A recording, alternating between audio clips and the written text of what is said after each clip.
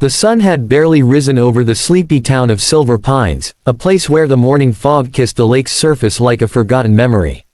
Near the banks, beneath the skeletal remains of what used to be a fisherman's shack, 17-year-old Lila huddled under a thin, tattered blanket. Her bones ached from the cold, but she'd long grown used to that dull gnawing pain.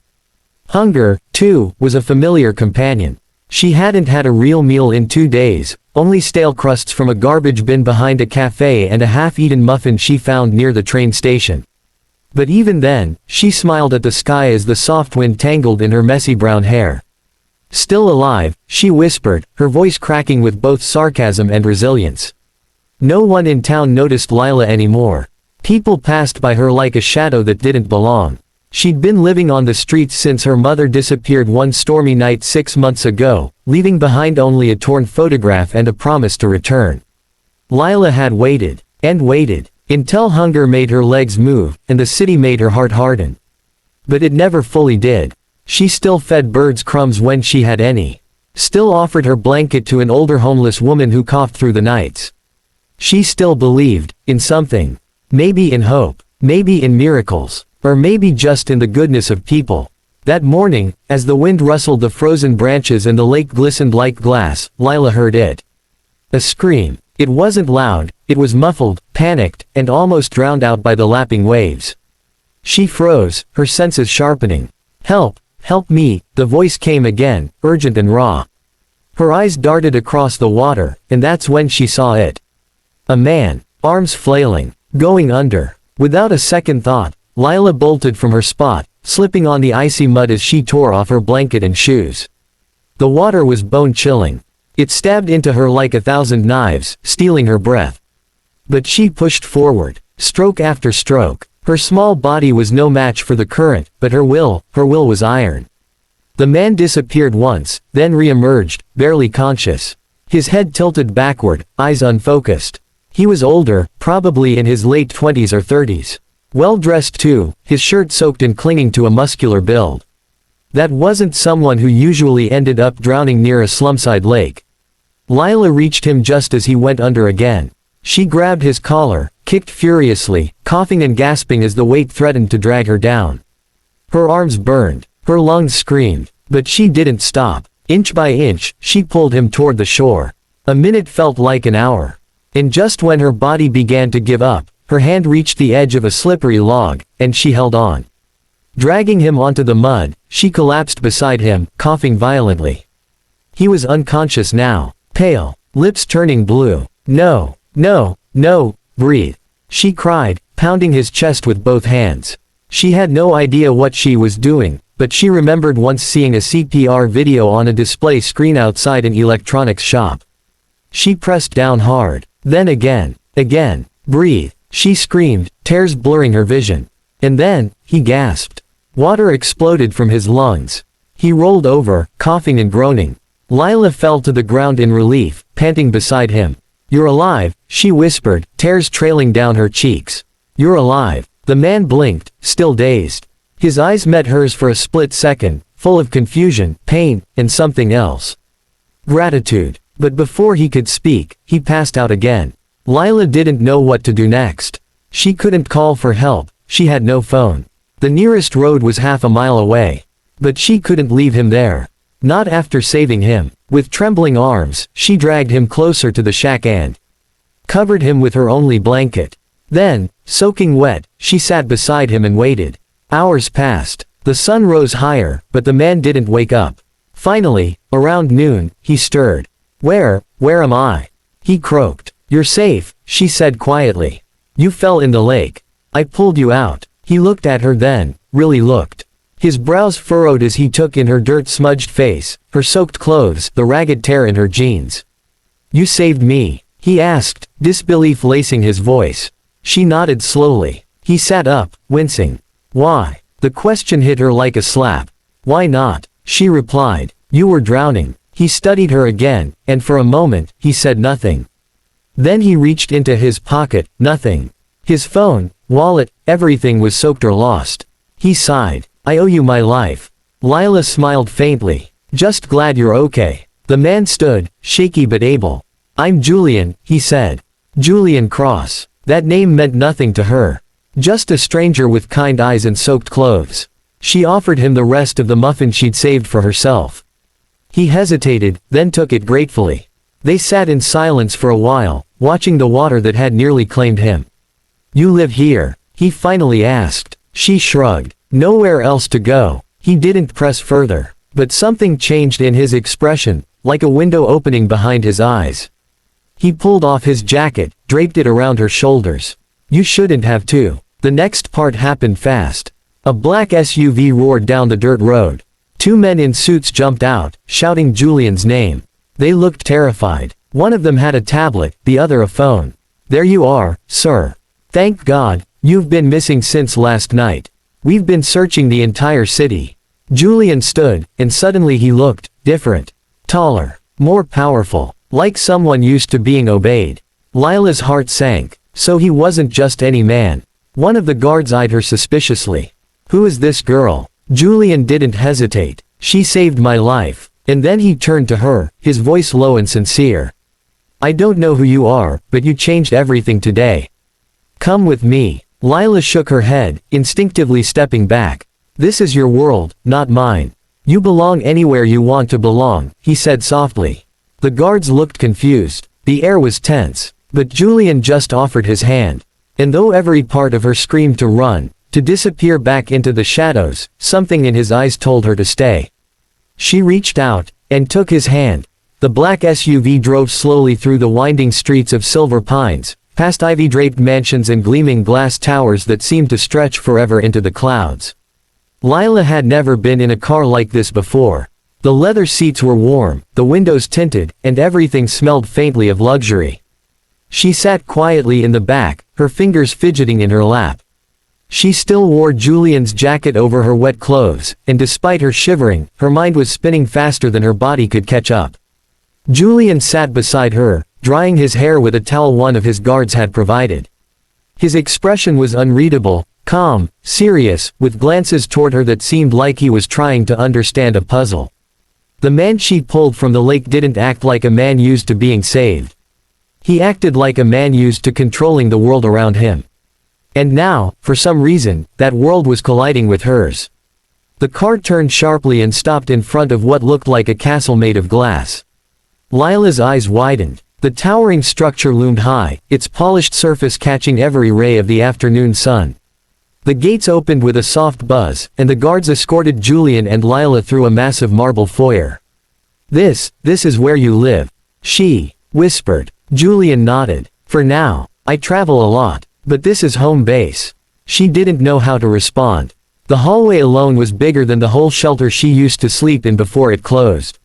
Chandeliers sparkled above her. Floors were spotless, reflecting their feet like still water.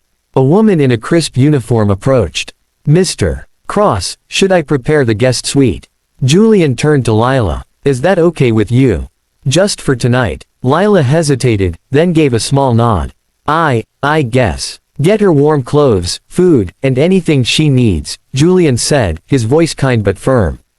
As the woman led her away, Lila looked back. Julian stood watching her, his hands in his pockets, his brow furrowed as though her presence stirred something deeper in him than he expected. That night, for the first time in months, Lila slept in a bed. A real one, with pillows that smelled like lavender and blankets thick enough to block out the cold memories of the streets. But sleep didn't come easily. Her mind replayed everything. The rescue. Julian's name. The SUV. The suit. The guards. The moment he said, "Come with me." She didn't know why she said yes.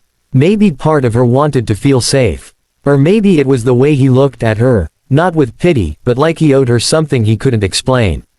The next morning, sunlight filtered through cream-colored curtains.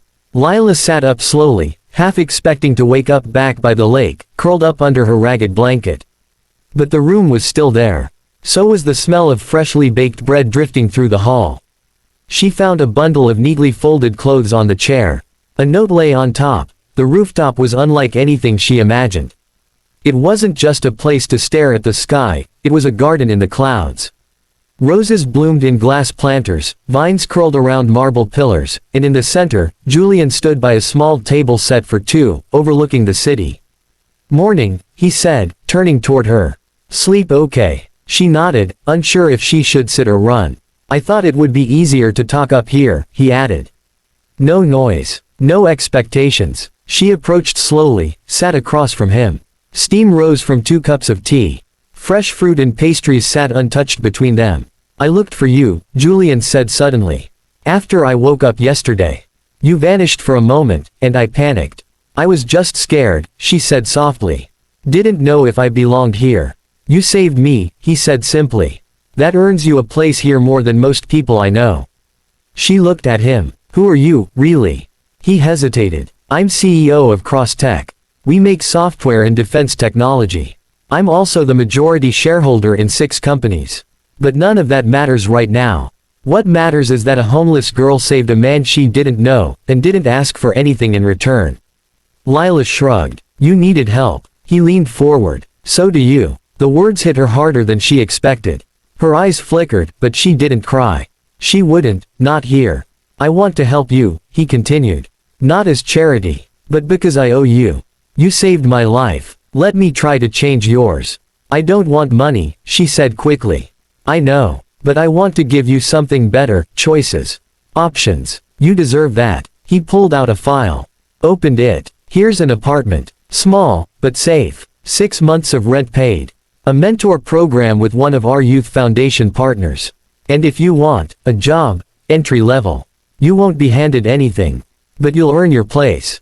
Your future. Lila's hands trembled as she looked at the papers.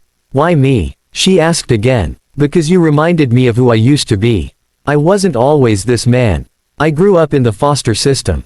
Got kicked out at 17. Slept in shelters. I almost didn't make it. She stared. But someone helped me once, he continued. One stranger. And everything changed. I forgot that, until yesterday. Silence stretched between them. Wind ruffled the garden leaves. Okay, she whispered finally. I'll try. His smile was quiet. Real. Good, he said. That's all I ask. Weeks passed. Lila moved into the small apartment, a sunny, second-floor space above a florist shop. She started work as an assistant in the Crosstech community branch. Her coworkers were kind. The routine was difficult, but she was learning.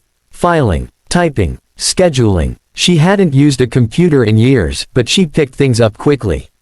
In Julian, he checked in sometimes, brought her lunch once, helped her sign up for a night GED program.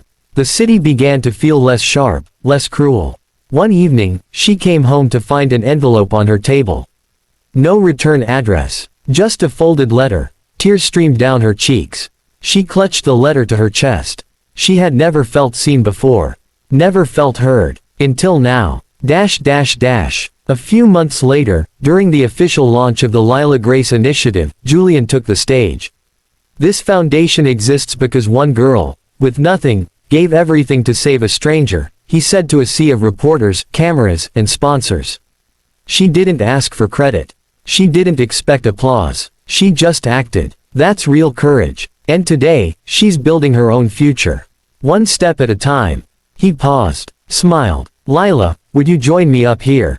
Gasps rippled through the room as the girl in a simple blue dress rose from her seat, stunned. She walked slowly, heart pounding, to the stage. When she stood beside Julian, the entire room rose in a standing ovation. And in that moment, Lila realized something. She was no longer invisible. She was no longer just the girl who slept by the lake. She was the girl who jumped in. And changed everything. 5,000 words, plain paragraph format. Lila Grace Cross. That's what the official badge pinned to her jacket now read. She wasn't used to seeing her name written so clearly, so confidently. Not on trash bags or police reports, but on office walls and glowing screens. 6 months had passed since that day by the lake. The day she saved Julian. The day her life took a turn she could never have imagined. Now, she worked full-time for the foundation named after her. She managed real cases, young girls and boys who'd been forgotten by the system, lost like she once was. But even in this new life, with clean clothes, warm showers, and a desk of her own, a part of her never truly relaxed. There were nights when she stared out her apartment window, remembering the cold. The hunger. The way people looked through her like she didn't exist. Those memories weren't easy to erase. They weren't meant to be. Because deep down, she knew something others didn't, how easy it was to fall. And how hard it was to climb back up. Julian had become more than just a benefactor. He became a mentor, a friend, and though their relationship was strictly professional in the eyes of the public, there were glances, long, quiet glances, when Lila wondered if he saw her as more than just a girl who saved him. But she dared not hope. Not when she still woke up some mornings half expecting it all to be a dream. One rainy afternoon, Lila was sorting applications in her office when a visitor entered. A woman, early 40s, drenched from head to toe. Her eyes were hollow, her body trembling. Lila stood immediately, offering a towel and a seat. "I'm sorry," the woman said softly. "I don't have an appointment. But I saw the name on the window. Lila Grace." Lila's heartbeat skipped. "Yes," she asked carefully. "I knew a girl once. A little girl, named Lila Grace. She was my daughter." Time froze. The papers in Lila's hand slipped to the floor. "No," she whispered. "That's not possible." The woman pulled something from her coat, a torn photo. Water damaged. Familiar. It was the same photo Lila had carried for years. The one her mother had left behind. "I thought you died," the woman sobbed. "I searched. I left for help. I didn't mean to stay away. But things happened. I was in a hospital. They took everything. My memory was gone for months." Lila couldn't breathe. "I saw your name in a news article last week," her mother continued. "And I knew it was you." Julian entered at that moment, umbrella in hand, pausing when he saw the tears in Lila's eyes. "She says she's my mother," Lila choked out. Julian didn't speak. He simply came to her side, placing a hand gently on her shoulder. They ran a DNA test. It was positive. The woman was her mother. Lila didn't know how to process it. Half of her wanted to scream and collapse into her arms. The other half wanted to run. Anger, grief, joy, all tangled in a storm she couldn't control. That night, Julian sat beside her on her apartment couch, silent, offering her the one thing she needed most, his presence. "What do I do?" she asked, voice cracking. "You feel," he said. "Feel everything. Don't run from it." Lila leaned into him then. And for the first time, she let herself cry in front of him. Not as a survivor, not as a symbol, but as a girl, who had longed for a mother, feared she was forgotten, and now stood face to face with a past she never thought would return. Weeks passed. Lila's mother stayed in a nearby shelter, slowly recovering from her years on the street. Lila visited often, but cautiously. Rebuilding trust wasn't easy. There were gaps in their stories, wounds that couldn't be mended with just hugs or apologies. But there was progress. Little things. A smile. A shared coffee. A late-night talk about childhood lullabies. Julian watched from a distance, never pushing, always supportive. He and Lila grew closer in those quiet evenings after work. He showed her the room where he kept the first prototype he ever built as a teenager. She showed him the notebook where she'd begun writing her story, because she believed other girls like her needed to read it someday. And then, one evening, everything changed again. Julian didn't show up for his weekly mentorship dinner. Nor the next morning. His assistant said he'd canceled all appointments. Lila drove to his penthouse. The guards tried to stop her, but she pushed through. She found him on the floor of his office. Unconscious. He was rushed to the hospital. Diagnosis: exhaustion, dehydration, and a suppressed autoimmune condition he had kept hidden for years. The doctor said if he hadn't been found in time, it could have been fatal. Lila sat by his bedside for 2 days, refusing to leave. When he woke, his first words were, "You saved me again." She laughed through her tears. "We're even now." He shook his head. "No, I'll never be even with you." She took his hand. "You don't have to be." Silence filled the room. A different silence this time. One filled with unspoken feelings. "I thought I was saving you," Julian whispered, "by giving you a job, a place. But you're the one who saved me." Over and over. Lila leaned closer. "Then maybe we're both just lost people who found each other." He smiled weakly. "I don't want to lose you," he said. "You won't." And in that moment, Lila realized something she hadn't dared believe for months. This wasn't just a chapter in her life. It was the beginning of a new book.